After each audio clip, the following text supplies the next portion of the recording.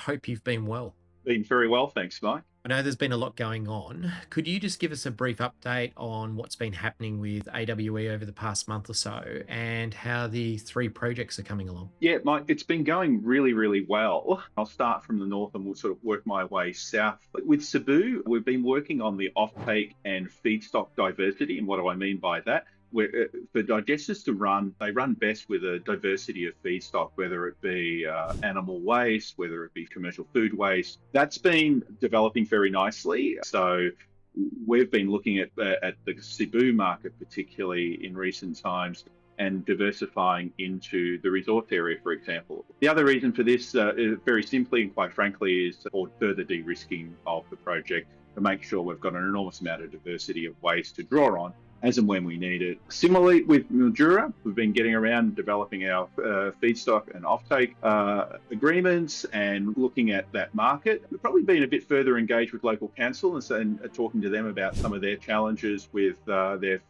organic waste problems.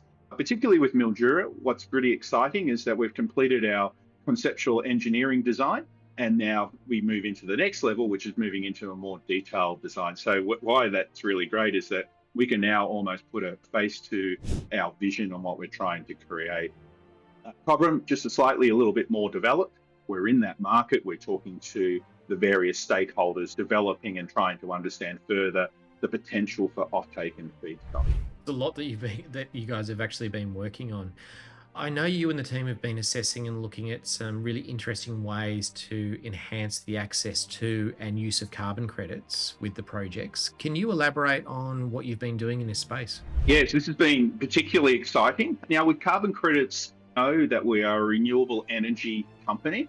We would be producing carbon credits at some stage. We've been talking to a number of third parties, and we've actually had a third party do an overview assessment on the potential for carbon credits, and it's showing incredibly good promise. Alternatively, you could look at talking to directly with large emitters. So think airlines, think mining industry. These large emitters do not have solutions for offsetting their carbon, so what they have to do is buy carbon credits.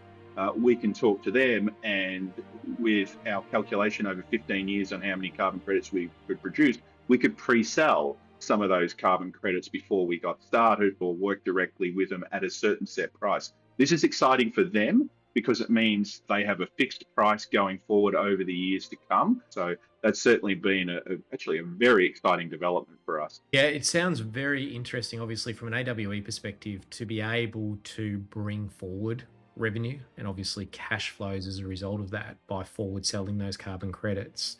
Uh, I, Exactly. I assume that really helps underpin the development of these core projects that you're building for the clients. How are you progressing with the funding of the projects, particularly Mildura and Cebu? Yeah, so the funding has been it's never really easy. So one of the challenges that it has been is that there's essentially two types of funding, debt and equity. One of the challenges our potential debt partners say, okay, if you have large enough equity partners, we will proceed. Equity, conversely, have indicated that we're happy to put in a significant amount of equity if you've got the debt side, so we know that the project will be completed. And this has been an evolving challenge, but we do have some level of equity coming in, which has been incredibly helpful to develop these projects.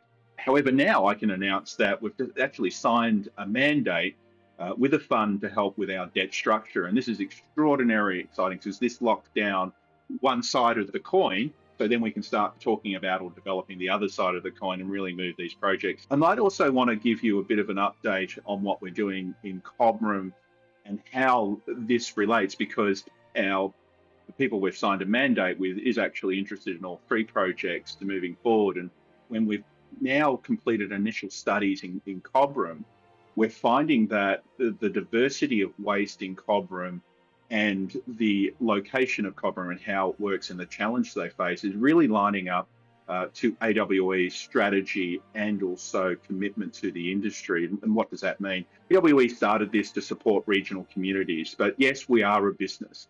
With Cobram, it has incredibly high amounts of industry there. About a third or a quarter of Australia's milk production or dairy production comes from that region. So it's a highly evolved food manufacturing area, but it also has highly evolved dairy industry wrapped around it.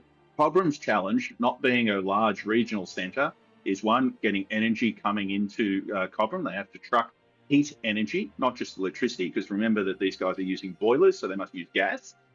So trucking that all the way in to operate their plants costs a lot. And also the waste that they produce is immense. And then dealing with that waste is a challenge as well. Why are they excited about AWE is because that we localize their energy solution and we localize their waste solution. This then allows them the freedom to grow without the restrictions of, do I have enough infrastructure to get energy? Do I have enough infrastructure to manage the waste? So the local government obviously very happy with that. It does mean local jobs, but it really means the expansion of that regional centre and helping our agricultural industry in that area grow further. We call it the Goldilocks zone. We simply because we're hitting so many bases. It's how we want to contribute. Because yes, we are doing this to make money. Make no mistake about that.